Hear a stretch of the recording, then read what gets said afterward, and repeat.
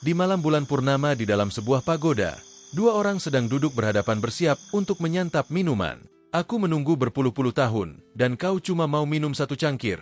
Hatimu sangat dingin, ujar Gui Ryongja. Geo Muguk hanya dia melihat Ryongja menuangkan minuman. Kalau dipikir-pikir, pertama kali kita bertemu, kita masih muda. Ryongja melihat Muguk dan berujar di dalam hatinya. Kalau tidak salah, 40 tahun lalu aku pertama melihat pria ini. Dia datang dan memintaku menggunakan Great Regression Technique. Teknik kebanggaan keluarga Gui yang diteliti selama ratusan tahun. Teknik yang hampir mustahil digunakan. Aku saja yang hampir berhasil akhirnya menyerah, karena tidak mungkin mendapatkan seluruh materialnya. Baiklah, tapi kau yang kumpulkan materialnya, jawab Ryongja dengan tersenyum.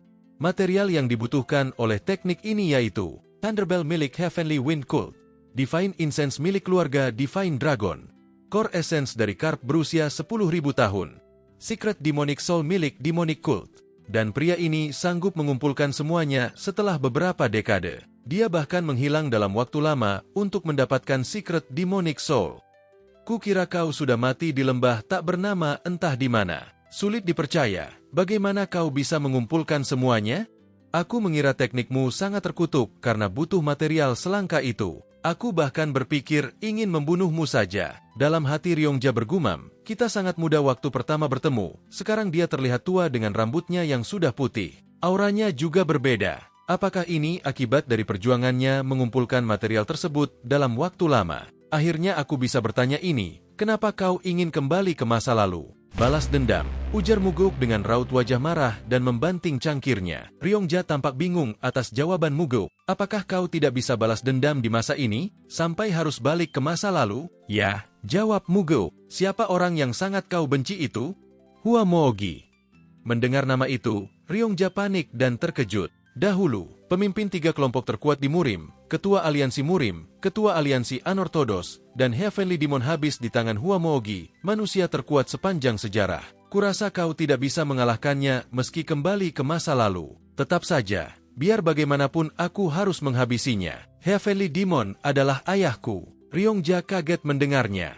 Aku ingin balas dendam bukan karena dia membunuh ayahku, atau saudaraku yang licik dan menyebalkan. Lalu kenapa? Tanya Ryongja kebingungan. Pada hari itu, Hua Moogi membunuh tanpa pandang bulu, pembantu, koki, anak-anak yang tidak tahu bela diri, bahkan hewan ternak juga dihabisinya. Tidak mungkin dia melakukannya. Aku tidak percaya. Aku tidak peduli kau percaya atau tidak. Di masa ini, aku tidak bisa menghabisinya jadi aku harus kembali ke masa lalu dan bertanya kepadanya, kenapa dia membunuh orang-orang itu. Jika kau berhasil kembali ke masa lalu, aku mau minta tolong. Tolong temui aku di masa lalu. Untuk apa? Hentikan aku untuk menikah. Muguk tertawa, dan dengan wajah panik Ryongja bilang, aku serius. Bilang ke aku untuk hidup sendiri sampai mati. Oke, aku berjanji melakukannya. Ketika mereka memutuskan untuk pergi, Muguk tiba-tiba terhuyung-huyung saat bangun dari duduknya. Apakah kau tidak apa-apa? Tanya Ryongja khawatir. Aku masih bisa bertahan. Aku kehilangan satu tangan dan satu mata, harga yang murah untuk mendapatkan Secret Demonic Soul. Sesampainya di tempat yang sudah disiapkan, Ryongja merapal tekniknya menggunakan material yang dikumpulkan Muguk. Setelah beberapa lama, di depan Ryongja muncul lubang hitam kecil yang lama-lama semakin membesar. Setelah lubang hitam yang dikelilingi cahaya warna-warni menyilaukan muncul sepenuhnya, Ryongja terpana dan dengan senangnya dia mengatakan, apa ku bilang, aku bisa melakukannya, seraya melihat ke arah Muguk. Muguk terlihat capai dan terengah-engah. Melihat itu, terbesit pikiran di kepala Ryongja untuk merebut kesempatan kembali ke masa lalu dari Muguk. Maafkan aku, ucapnya sambil berlari. Aku berjanji akan mencarimu di masa lalu dan memberitahu tentang bencana yang akan datang. Kembali ke masa lalu adalah impian keluargaku, termasuk aku. Namun di beberapa langkah terakhir, Ryongja kaget karena tidak bisa menggerakkan tubuhnya. Tiba-tiba di belakangnya Muguk berbicara dengan penuh kemarahan. Kenapa kau tega melakukan ini? Kau orang terakhir yang kukira akan begini. Kenapa kau tega melakukannya? Ujar Muguk sambil mencekik dan membanting Ryongja ke lantai. Maafkan aku tiba-tiba kehilangan akal sehatku. Aku sadar, kau sudah berkorban banyak demi mengumpulkan material itu. Tidak seharusnya aku melakukannya, ucap Ryongja dengan wajah berlinang air mata. Muguk dia menatap Ryongja dan memikirkan apa yang akan dia lakukan kepadanya. Setelah beberapa saat, dia melepaskan tangannya dan berkata, "Aku sama egoisnya denganmu, makanya aku bisa mengumpulkan material itu. Jika orang lain melakukan ini, aku pasti sudah menghabisinya, tapi aku mengerti perasaanmu." "Ryongja, terima kasih sudah bertahan menungguku," ujar Muguk dengan wajah tersenyum sedih. Air mata mengalir di wajah Ryongja ketika dia mengucapkan kembali permintaan maaf. Raut wajahnya mulai berubah menjadi abu-abu. Ini membuat Muguk kaget. Ketika melihat sekelilingnya, Muguk menyadari waktu dan semua benda di sekitarnya berhenti. Dalam keadaan bingung, tiba-tiba Muguk mendengar suara dari cahaya yang muncul di belakangnya. "Kau lulus semua ujian." Dia melihat ada seorang kakek misterius yang muncul dari arah cahaya tersebut. "Siapa kau?" "Aku orang yang bisa mengirimmu ke masa lalu." Muguk merasa kaget dan kebingungan mendengarnya. Tidak mungkin manusia mengerti mekanisme nirwana. "Kau pikir hanya dengan mengumpulkan material ini, kau bisa kembali ke masa lalu? Material sesungguhnya adalah upaya dan pengorbananmu dalam mengumpulkannya, dan memaafkan Ryongja adalah ujian terakhir dan tersulit dariku, dan kau berhasil melewatinya dengan mudah. Kalau aku lulus, tolong kabulkan permintaanku, kembalikan aku ke masa lalu. Apa yang ingin kau lakukan di sana? Aku akan menghabisi orang yang pantas mati, dan menyelamatkan orang yang berhak hidup. Hanya itu saja. Dan aku juga ingin menjalani hidup yang lebih bermakna. Aku menyesal dengan cara hidupku saat ini yang penuh dendam." "Apa penyesalanmu?" "Semuanya. Sejak lahir, aku tidak punya kebebasan. Semua tindakanku selalu disetir dan dipermainkan oleh keadaan. Tanpa disadari aku sudah mencapai akhir hidupku." Sambil tersenyum kakek tersebut berkata, "Aku jadi penasaran bagaimana kau akan menjalani hidup barumu. Aku sudah tidak sabar menantikannya." Setelah kakek tersebut menghilang, Muguk sadar bahwa waktu telah berjalan kembali. Dia melihat Ryongja masih menangis meminta maaf. Ryongja mengingatkan janji Muguk untuk jangan lupa ingatkan dirinya supaya tidak menikah. Sembari tersenyum kecil, Muguk melangkah menuju lubang hitam dan mengucapkan salam perpisahan. Setelah kembali ke masa lalu, Muguk membuka matanya. Dia seperti berada di sebuah arena di hadapan banyak sekali penonton. Dia mengamati sekelilingnya sambil berujar, "Aku benar-benar kembali ke masa lalu." Tiba-tiba dia teringat dan menengok. Di atas genteng dia menatap ayahnya yang sedang duduk di singgasananya. Ayahnya melihat Muguk tersenyum dengan ekspresi wajah yang sedih. Suasana tersebut pecah karena teriakan seseorang. "Ayo mulai pertarungannya," teriak orang tersebut. Ryongja teringat bahwa hari ini adalah hari kompetisi Demon yang baru. Ayahku, Heavenly Demon, mengumumkan dia tidak akan membatasi calon pemimpin kult hanya dari keturunannya. Hal ini menggemparkan anggota kult karena setiap anggota punya kesempatan menjadi pemimpin selama mereka yang terkuat. Ayah menunjukkan keseriusannya dengan membuat kompetisi pertarungan untuk pemimpin generasi berikutnya. Pemenangnya diberi kesempatan melawan salah satu dari kedua anaknya. Siapapun yang menang, ayah akan mengabulkan satu permintaannya. "Kenapa kau tidak menyerah saja selagi bisa?" Muguk bergumam dalam hatinya. "Dulu aku merasa tersinggung karena dia memilihku, karena itu artinya aku lebih lemah dari kakakku. Tapi kalau dipikir-pikir, ada alasan lain kenapa dia memilihku. Dia menyuap tukang masak di dapurku dan menyuruhnya mencampurkan racun energi dispersing ke dalam nasiku sehingga aku tidak bisa menggunakan tenaga dalam untuk sementara. Gara-gara ini aku kalah. Dan ketika aku mengadu ke ayah, dia tidak bilang apa-apa. Malah raut wajahnya seperti menyalahkanku karena aku bisa kena jebakan kecil itu. Aku melakukan hal-hal bodoh setelahnya untuk menebus kesalahanku, yang malah membuatku kalah dalam perebutan kursi pemimpin. Semuanya berawal dari kekalahanku di sini." "Tuan muda kedua, kenapa kau melamun padahal aku ada di depanmu? Aku lupa, namamu siapa? Beraninya kau mengacuhkanku. Aku Gu Pyung-ho." "Oh iya, Gu Pyung-ho. Dia adalah murid nomor 5 Gu Chonpa, satu dari 8 Demon Supremes, Blood Heaven Sword," ungkap Muguk dalam hati. "Melihat kau berani mengejekku, sepertinya kau sangat percaya diri." Muguk melirik ke arah ayahnya dan berkata, "Dulu aku tidak tahu." Pandangan mata ayah menunjukkan bahwa dia sudah tahu aku terkena racun. Dia ingin tahu bagaimana cara aku menangani masalah ini. Karena aku masih punya skillku dari masa lalu, aku bisa mengalahkan Pyung-ho tanpa mengandalkan tenaga dalam. Tapi untuk sekarang, aku harus menyembunyikan skillku yang sesungguhnya. Kepada semua anggota kult yang hadir di sini, aku percaya aku bisa menang melawan Gu Pyung-ho tanpa menggunakan tenaga dalam. Semua orang di arena tercengang, dan setelah mereka sadar, mereka berteriak mendukung keberanian Muguk. Pyung Ho terlihat kesal karena diremehkan dan berteriak, aku juga tidak akan menggunakan tenaga dalam. Tapi, efek yang ditimbulkan terbalik. Sekarang semua orang malah kecewa. Kalau begini apa yang seru dari pertandingan ini, buang-buang waktu saja. Gu Pyung Ho tambah kesal dan berteriak, Tuan muda kedua, aku tidak akan menggunakan tenaga dalam, tapi ingat, pedangku tidak punya mata dan akan memotong semua yang diserangnya. Gu Pyung Ho berusaha terlihat tangguh. Aku belum terbiasa dengan tubuhku yang muda ini. Apakah aku bisa bergerak sesuai kemauanku? Tanya Muguk dalam hati, sambil mengacuhkan ucapan Pyung Ho. Keluarkan pedangmu. Aku tidak perlu menggunakan pedangku melawanmu. Penonton di belakang Pyung Ho berteriak, bro dia benar-benar meremehkanmu. Dengan wajah kesal, Gyu Pyung Ho memutuskan untuk memotong satu tangan Muguk dan mulai menyerang. Muguk menghindar dan berpikir, tubuhnya bisa bereaksi cepat, lebih cepat dari dugaannya.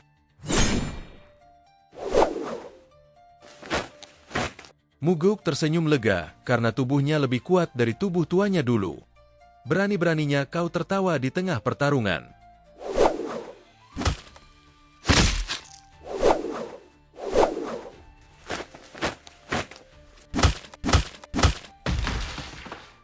Muguk memegang salah satu tangannya.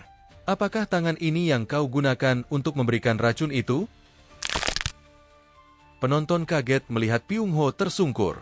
Dalam hati Muguk berujar, sekarang setelah aku balik ke masa lalu, aku tidak akan membiarkan orang lain mengatur cara hidupku.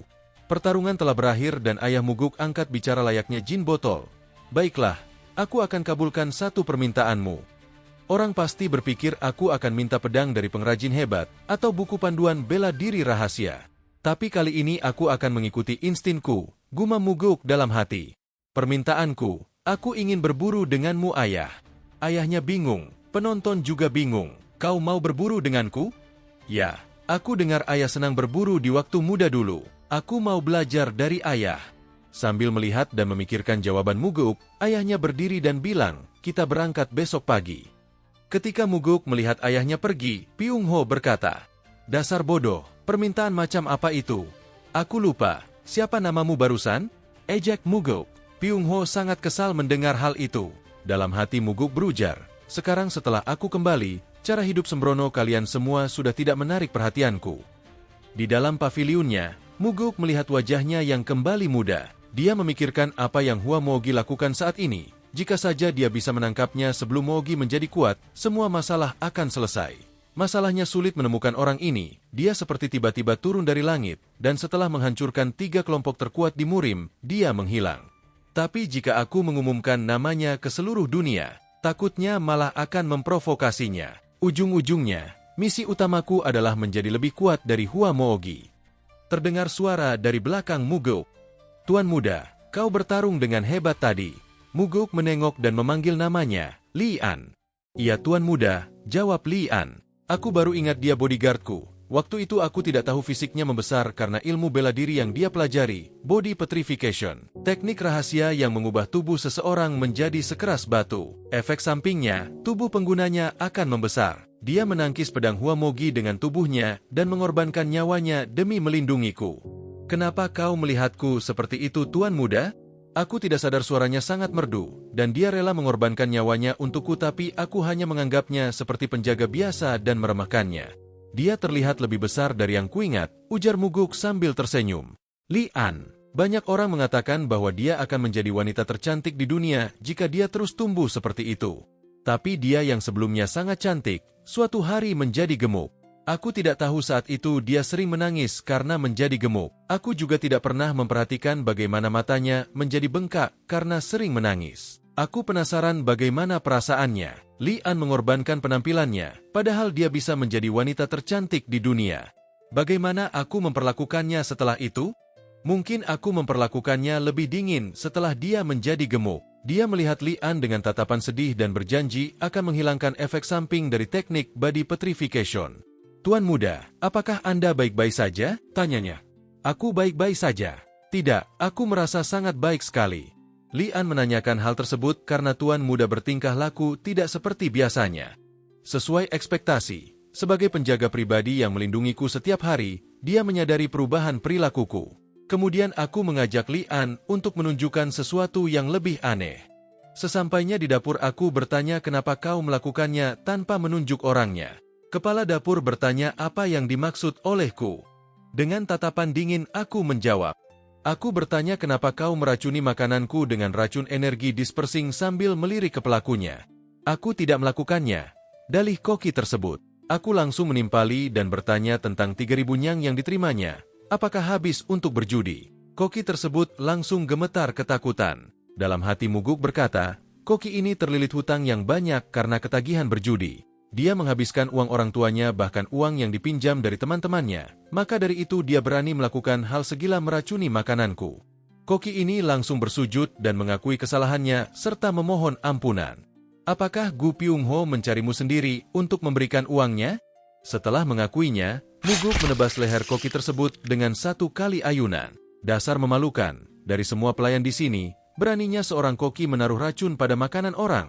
Kepala dapur langsung meminta maaf kepada tuan muda dan merasa bertanggung jawab atas peristiwa ini. Kenapa kamu? Yang bersalah adalah yang meracuni makananku. Namun kepala dapur bersikukuh, apapun yang terjadi di dapur adalah tanggung jawabnya. Koki Lim, apakah itu tandanya semua ketidakadilan yang terjadi di kult adalah salah ayahku? Apa maksudnya? Itu tidak mungkin. Jadi kenapa kamu mencoba untuk bertanggung jawab dalam peristiwa ini? Koki Lim hanya bisa terdiam. Hentikan omong kosong ini dan buatkan saya mie ayam untuk makan malam. Sudah lama aku tidak makan itu. Koki Lim kembali tidak bisa berkata apa-apa. Bukankah kamu sudah makan itu beberapa hari yang lalu? Tuan muda hanya menolehkan kepala menatap Li An. Bagiku itu sudah beberapa dekade yang lalu, ujarnya dalam hati.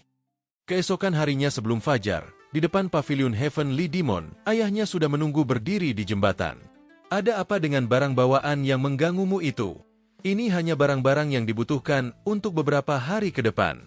Beberapa hari, aku hanya merencanakan berburu selama 1 hari.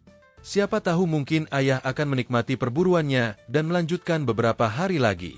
Tinggi juga impianmu itu. Kamu lebih baik dari yang kupikirkan. Seketika aku pun terkejut apakah ketika aku melawan Gu Pyun-ho, ayah menyadari aku menyembunyikan skill yang aku tempa di masa lalu. Aku menyembunyikan skillku. Iya, aku menyadarinya.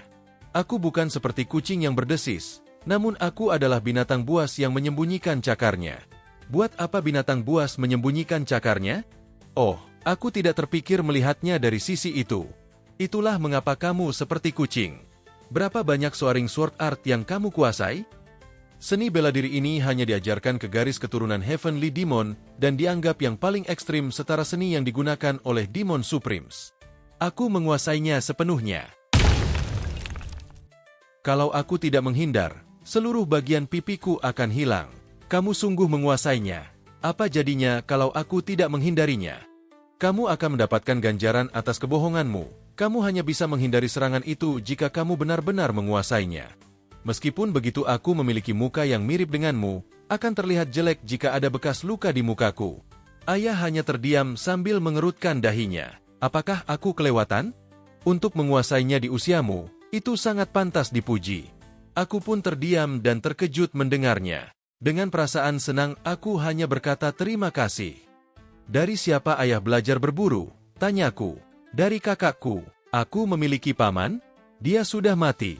Ayah membunuhnya pada saat seusiamu. Aku pun terdiam dan hanya berkata ayah melakukannya dengan baik. Jika tidak aku tidak akan bisa lahir. Ayah hanya menolehkan kepala dan terdiam. Bahkan ayahku pernah tersakiti melawan keluarganya sendiri. Pada kala itu aku tidak bisa menemukan cara lain. Mugeo berpikir, ayah tidak bisa mencari cara lain untuk memenangkan pertikaian suksesor tanpa membunuh kakaknya. Aku harap ayah tidak berpikir aku bisa melakukannya, kataku. Aku tidak bisa melakukan apa yang ayah tidak bisa lakukan. Dan ayah sudah tahu bahwa aku tidak perlu mempertimbangkan itu, karena kakakku sangat sadis dan kejam. Membicarakan hal buruk tentang dia saat dia tak di sini ya? Jawab ayahnya dengan sinis. Di dalam pegunungan, Mugeo dan ayahnya sedang berlari menaiki tebing tinggi. Mugeo berpikir dalam hatinya, dulu aku tidak pernah menikah jadi aku tidak tahu rasanya memiliki anak. Sekarang aku penasaran, apa arti keberadaanku di mata ayahku? Sesampainya di atas tebing, Mugeo penasaran, apakah ada sesuatu di dalam sana? Makan malam kita, jawab sang ayah. Kalau gitu mari kita bunuh. Bagaimana caranya kau membunuh sesuatu yang tidak bisa kau lihat? Tutup matamu dan rasakan apa yang ada di sekelilingmu.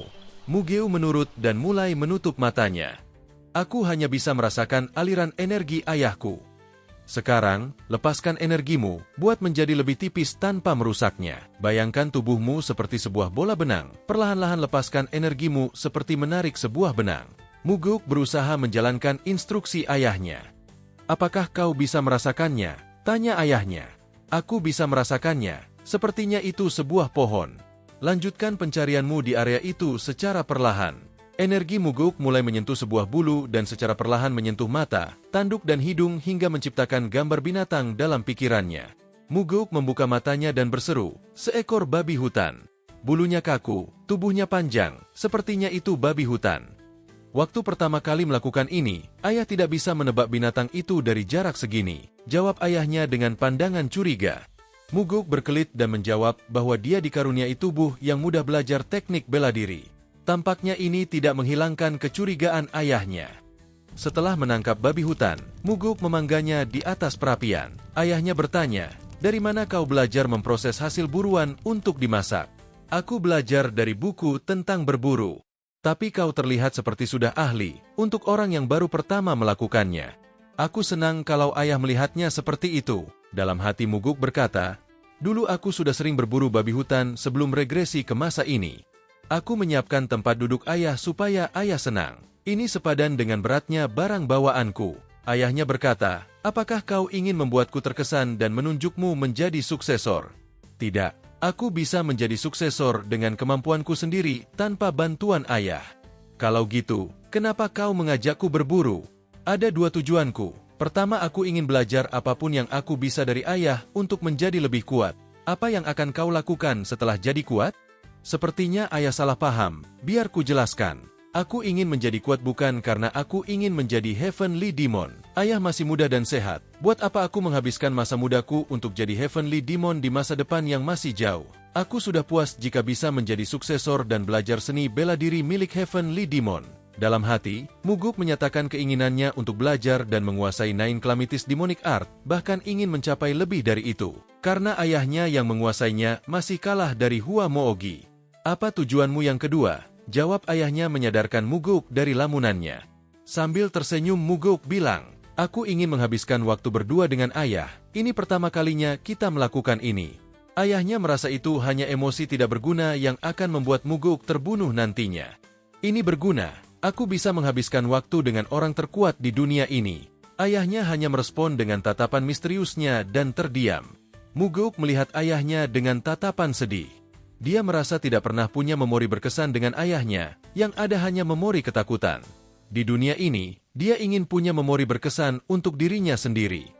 Ketika hari mulai mendekati pagi, Mugeo mengajak ayahnya pulang. Kita belum akan pulang, kau pergi berburu dengan Heavenly Demon, paling tidak kita harus bunuh seekor harimau, tolak ayahnya. Ayahnya memarahinya karena bersikap seperti orang bodoh, dan menyuruh Mugeo mengikutinya. Di tengah hutan yang dipenuhi bambu, ayah Mugeo memberi instruksi kepadanya untuk menutup matanya dan merasakan targetnya di 100 yard sebelah kanan, lebih jauh dari posisi babi hutan sebelumnya. Dia menyuruh Mugeo untuk merasakan dan menggabungkan energinya ke dalam angin di sekitarnya. Mugeo berujar dalam hati, aku tidak pernah terpikir menggabungkan energi ke dalam angin. Tidak ada yang pernah mengajariku soal ini, dan seni bela diri yang kutahu juga tidak pernah membahas ini.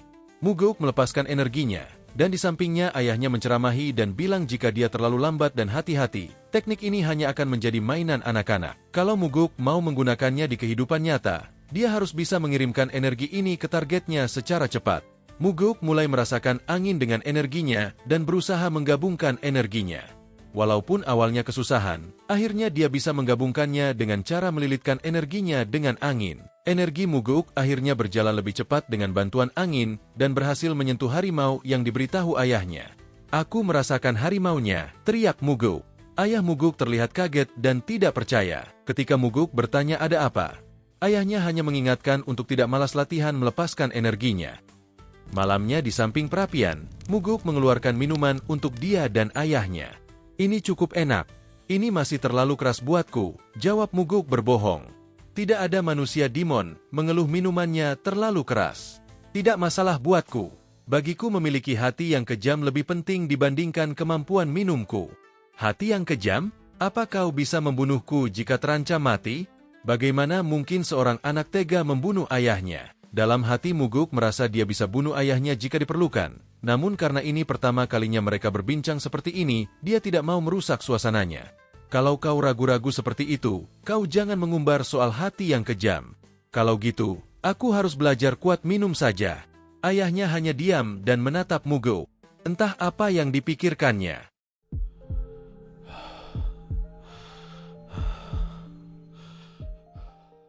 Setelah fokus berlatih selama beberapa hari sejak regresiku, sekarang aku mampu menggabungkan energiku ke dalam angin. Aku juga dapat mempertahankan 3-4 jalur energi. Aku tidak menyangka ayahku mengajariku teknik ini. Dan jika aku terus berlatih dan mampu melepas lebih dari 10 jalur energi di saat yang bersamaan, aku mungkin bisa menangkal serangan tersembunyi yang digunakan musuhku. Tapi bahkan ayahku yang lebih lihai menggunakannya, kalah terhadap Huamogi karena Pavilion Heavenly Demon diinfiltrasi.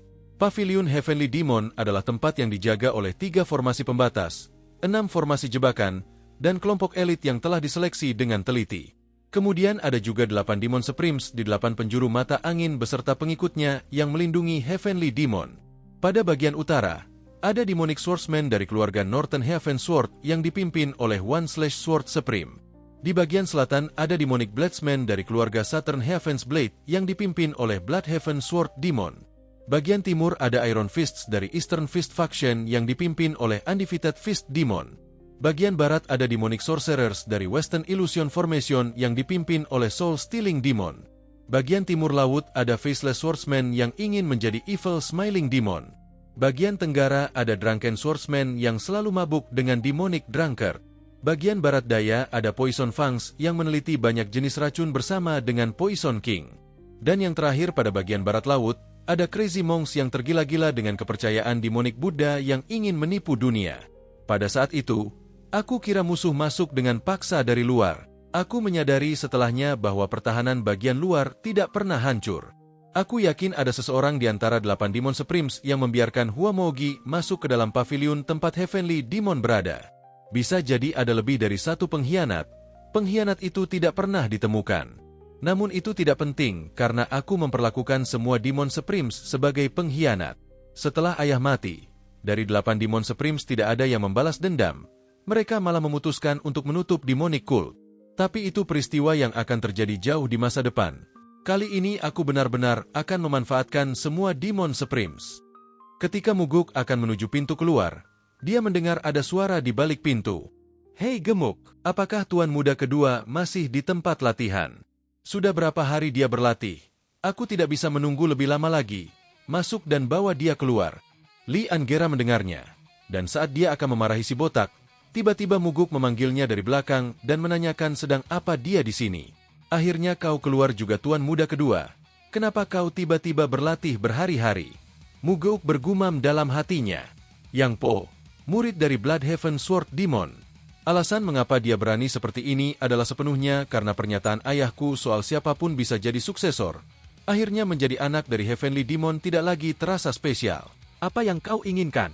Bukannya kau sudah tahu Pyung Ho harus pensiun gara-gara kamu, lalu kau ingin aku merawatnya? Atau apa? Kau pikir aku sedang bercanda? Kau harus bertanggung jawab karena membuat dia cacat. Minta maaf ke dia secara formal." Dalam hati Muguk berujar, "Aku tahu kenapa dia kesini untuk memaksaku minta maaf. Bloodhaven Sword Demon belum memilih murid terbaik. Yang Po ingin memanfaatkanku untuk mendapat pujian karena telah menjaga reputasi Bloodhaven Swords Demon. Aku pikir tuanmu tidak akan memilihmu sebagai murid terbaik hanya karena kau melakukan ini. Omong kosong, aku hanya di sini demi Pyung Ho. Sudah cukup, aku ingin kau yang meminta maaf." "Minta maaf untuk apa? Karena berbicara kasar kepada bawahanku. Minta maaf ke dia?" Li An terkejut mendengarnya. "Aku tidak merasa tersinggung tuan muda." "Aku yang tersinggung. Yang Po, kau berani berbicara kasar terhadap bawahanku. Jadi aku ingin kau berlutut dan meminta maaf. Apakah kau sudah gila? Aku lebih baik mati daripada berlutut dan meminta maaf kepadanya." "Baiklah, akan kukabulkan permintaanmu itu. Kau benar-benar sudah gila. Berlutut dan minta maaf atau melawanku. Pilih salah satu. Asal kau tahu, tuanmu tidak akan suka jika kau menyerah. Kenapa kau bertindak sejauh ini? Aku tak peduli jika kau kesini untuk mencariku. Aku bahkan mengerti jika kau ingin balas dendam dengan mengeroyokku. Tapi aku tidak akan membiarkan kau menghina bawahanku. Kau ingin membunuhku hanya gara-gara si gemuk itu. Karena dia sangat berarti bagiku. Yang Po menghunuskan pedangnya. Karena kau anak dari Heavenly Demon, aku hanya akan mengambil tanganmu sebagai ganti nyawamu.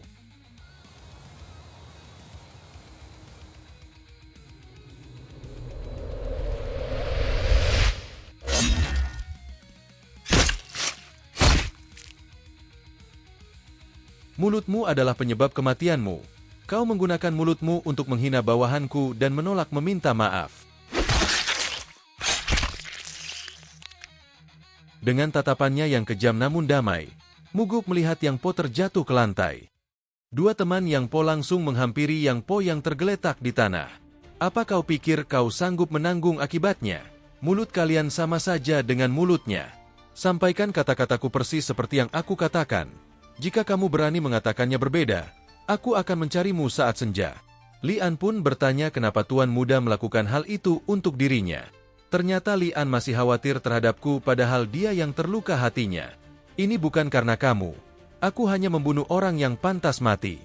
Blood Heavensward Demon tidak akan membiarkannya begitu saja. Kalau dia ikut campur, yang ada malah dia akan dikritik karena tidak mengajarkan muridnya dengan baik. Namun harga dirinya mungkin tersakiti. Dia tidak punya hal itu. Apapun itu, kamu tidak perlu terlalu mengkhawatirkanku. Aku malah untung dari melumpuhkan Gu Pyung-ho dan membunuh Yang Po. Ini akan menarik perhatian banyak orang di dalam kult. Jika ada poin diberikan selama perang suksesor, aku baru saja mendapatkan 1 poin. Tuan Muda, terima kasih atas apa yang kau lakukan hari ini. Aku sungguh senang kau berpihak kepadaku.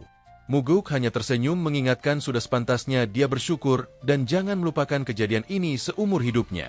Tetaplah tersenyum. Aku ingin kau menjalani hidup dengan tersenyum seperti itu. Malam itu di teras, Tuan Muda duduk di atas batu besar dan melamun. Kalau dipikir, aku tenggelam dalam rasa kegagalan saat aku melarikan diri setelah Demonic Cult dibubarkan. Perasaan depresi yang sangat hebat yang bisa membunuhku jika aku tidak punya tujuan hidup. Jika aku tidak mengetahui tentang regression teknik, akan seperti apa jadinya? Muguk terkejut dan tiba-tiba menyadari ada sebuah pedang besar bertengger di bahunya. Ketika dia menoleh, dia menyadari bahwa itu adalah Blood Heavensward Demon. Aku tidak berpikir dia akan ke sini secepat itu, ujar Muguk dalam hati.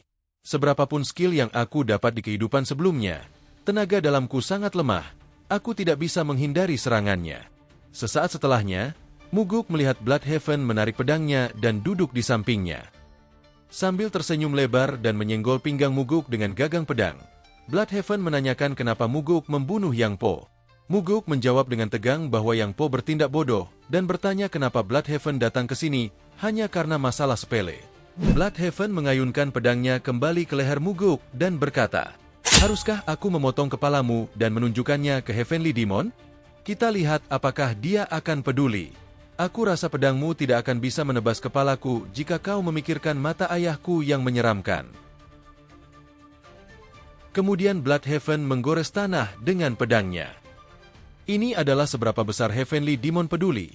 Bagian kecil sebelah kiri adalah milikmu, aku mengambil bagian yang besar. Muguk berjongkok dan membuat garis baru sambil berkata, "Aku adalah anaknya. Aku mungkin penting setidaknya sebesar ini. Aku 7 dan kau 3. Kita akan mengetahuinya jika kita mengujinya. Apakah kau pikir dia akan membunuh atau membiarkanku hidup jika aku membawa kepalamu di tanganku? Aku rasa kau meremehkan rasa sayang Heavenly Demon sebagai seorang ayah. Itulah kenapa aku bilang, bagaimana kalau kita coba saja?" Muguk gemetar dan menengok ke arah Bloodhaven.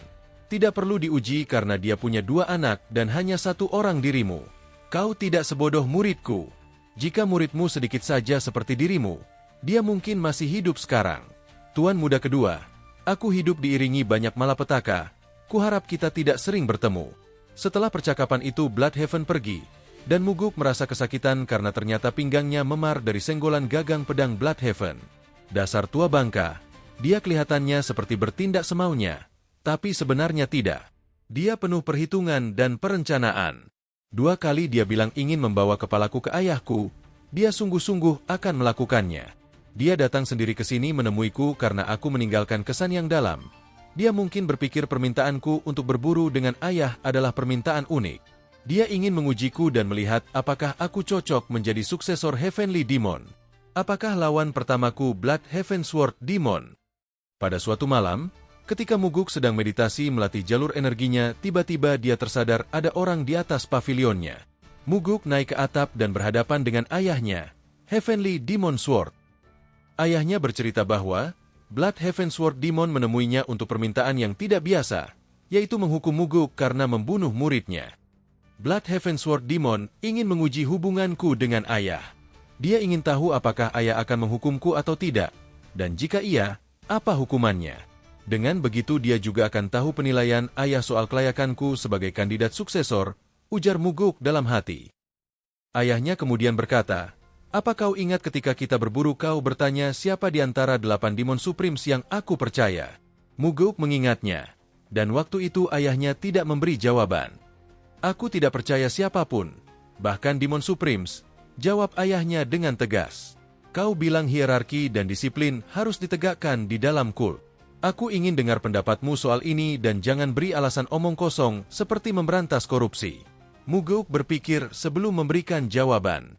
Dia menjelaskan bahwa seiring berjalannya waktu, kult demon telah kehilangan pedomannya untuk menjadi demon sejati. Baginya pedoman itu adalah kepercayaan yang hanya dimiliki kult demon untuk mengalahkan kejahatan absolut. Heavenly Demon tersentak mendengarnya. Muguk melanjutkan bahwa dia tidak melihat Orthodox Faction sebagai oposisi. Oposisi sebenarnya adalah kejahatan absolut.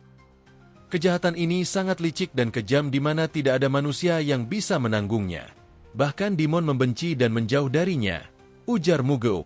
Rasa keadilan dan keksatria yang dijunjung tinggi oleh Orthodox Faction mungkin bisa memberantas kejahatan kecil, tapi mereka tidak akan sanggup menghadapi kejahatan absolut karena pada dasarnya pedoman mereka adalah rasa memaafkan. Selama mereka masih mengasihi manusia, bagaimana bisa mereka menghadapi kejahatan yang merajalela yang sudah membuang rasa kemanusiaannya? Di Murim, hanya kita yang bisa membasmi kejahatan yang kejam dan licik dengan menjadi lebih kejam. Ketika kita berhasil membasminya, itulah saat kita mencapai pedoman demon yang sesungguhnya, ujar Muguk mengakhiri pidatonya. Dalam hati Muguk berkata, "Aku yakin ayah belum pernah memikirkan ini atau bahkan mendengarnya, karena aku tidak mendapatkan ini dari kult. Aku mendapatkannya selama aku berkelana di Central Plain. Sekarang aku tahu alasan kenapa Blood Heavensward Demon ingin aku menghukummu. Dia melihat sesuatu di dalam dirimu dan memanfaatkan aku untuk mengujimu. Mungkin dia melihat potensiku sebagai kandidat suksesor. Atau mungkin dia melihat potensimu sebagai pengacau di kult kita. Apapun alasannya, orang tua itu punya mata yang bagus karena bisa mengenali hal yang luar biasa." Setelah diam sejenak, Heavenly Demon mengajak Muguk ke suatu tempat. Mereka sampai di depan sebuah pintu besar bertuliskan Minor Heaven Cave. Ini adalah tempat calon kandidat suksesor, baik itu murid Heavenly Demon atau keturunannya menerima ujian. Jika tidak lulus semua ujiannya, mereka akan terjebak selamanya di dalam. Setengah dari keluarga Heavenly Demon yang masuk ke dalam kehilangan nyawanya. Bahkan kakakku yang ambisius tidak pernah membahas ingin masuk ke dalamnya. Tapi ini adalah tempat yang harus kutaklukkan jika aku ingin menjadi Heavenly Demon, ujar Muguk di dalam hatinya. Heavenly Demon menjelaskan bahwa dia masuk sewaktu seumur Muguk dan berhasil keluar setelah 2 bulan. Ayah adalah Heavenly Demon paling berbakat jika dibandingkan dengan pendahulunya dan dia masih butuh 2 bulan untuk keluar, ujar Muguk dalam hati. Pendahuluku rata-rata keluar setelah 3 tahun, ungkap ayahnya. Kemudian ayahnya ingin Muguk untuk masuk ke dalam, tapi Muguk merasa belum siap. Namun ayahnya bilang itu adalah hukuman darinya. Cuma gara-gara permintaan Blood Heavensward Demon, aku bisa mati. Apa kau tidak sayang anakmu? Keluh Muguk dalam hati. Atau ayah ingin aku berhasil dan menjadi lebih kuat setelah keluar dari sini? Muguk dengan optimis berkata, dia akan keluar lebih cepat dari ayahnya. Ayahnya tersenyum dan menasihati, cukup berusaha saja untuk bertahan hidup di dalam.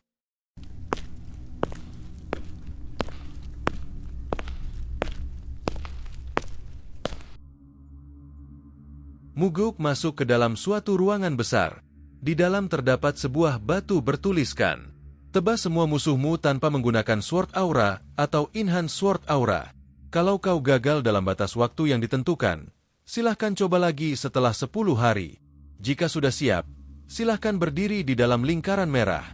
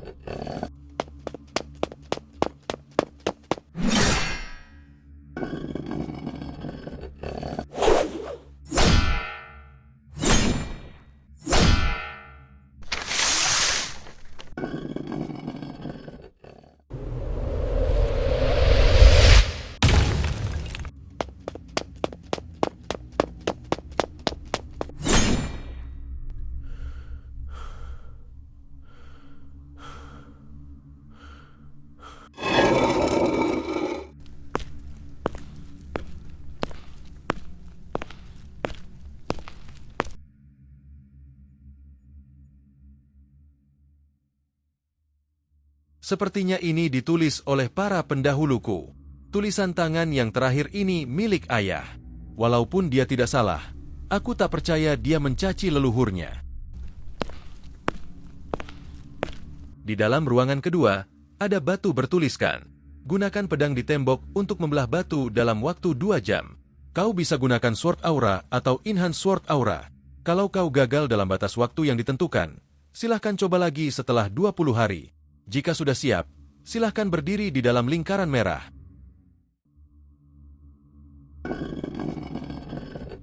Dengan Enhanced Sword Aura, aku bisa hancurkan ratusan batu ini. Ada yang aneh dengan instruksinya.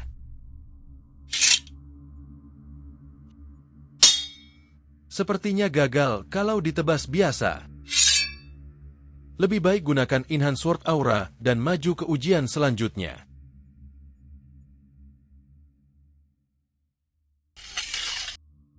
Jika begini ujiannya terlalu mudah, aku penasaran, bagaimana dengan pendahuluku?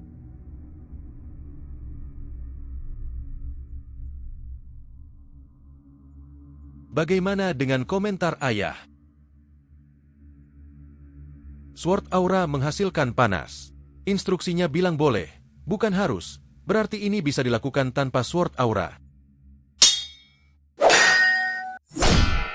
Aku bahkan tidak bisa menggoresnya tanpa Sword Aura. Batas waktunya hampir habis. Apa aku gunakan saja Sword Aura?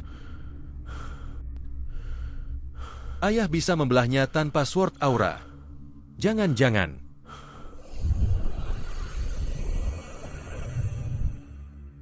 Aku bisa melihat ada garis yang mengelilingi bola ini.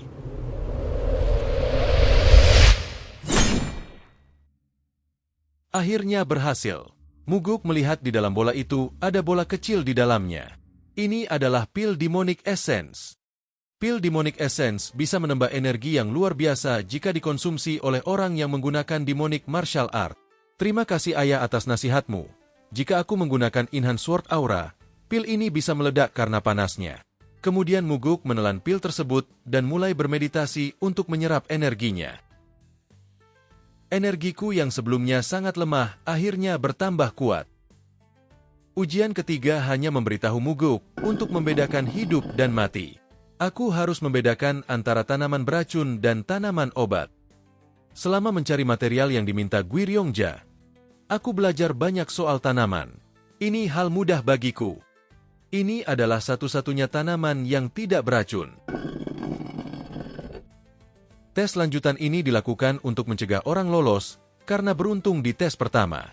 Orang yang tidak mengerti soal tanaman mungkin harus mengkonsumsinya untuk tahu mana yang beracun. Setelah berhasil memilih tanaman obat, Muguk lolos dari ujian ketiga. Pada ujian keempat, Muguk harus bertahan hidup dari Illusory Life and Death Trap Formation. Jika gagal maka dia akan mati. Jangan beristirahat, pesan ayahnya yang ditulis di batu. Ketika Muguk berdiri di lingkaran merah, dinding di sekitar Muguk berubah menjadi seperti gurun lengkap dengan binatang, angin dan pasir yang tampak seperti nyata.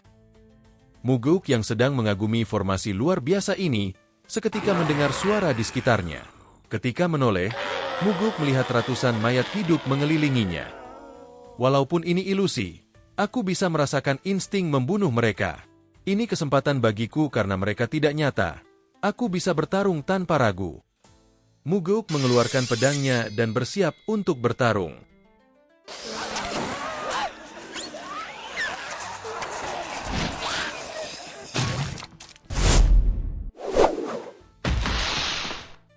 Berkat pil Demonic Essence, energiku lebih mudah digunakan.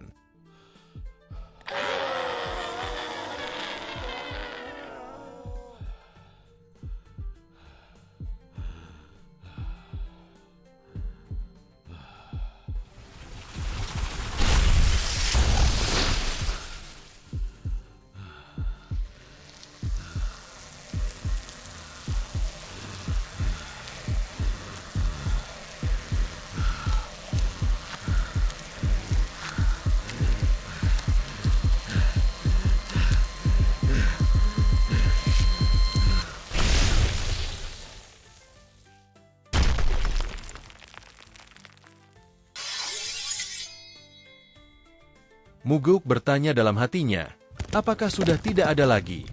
Sangat disayangkan jika sudah berakhir. Sepertinya belum berakhir. Energi mereka tambah kuat, ujar Muguk dengan tersenyum.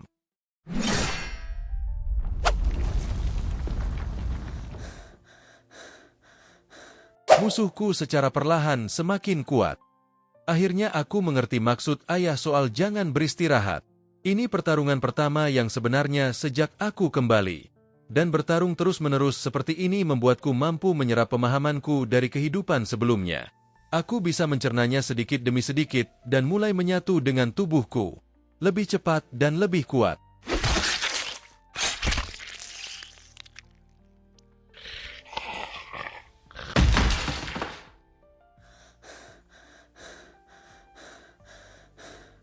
Apakah sudah berakhir? Ruangan berubah dan Muguk membaca tulisan pada batu. Selamat karena telah lulus ujian dengan baik.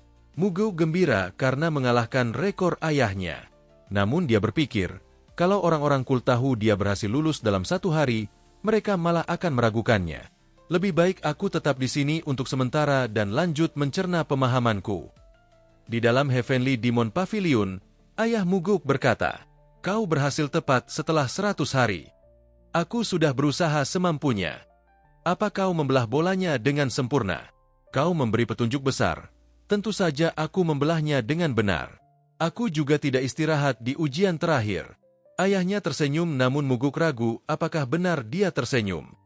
Sebelum regresi, aku kira ayah suka mengadu anak-anaknya untuk bertarung hingga mati, tapi aku sekarang paham.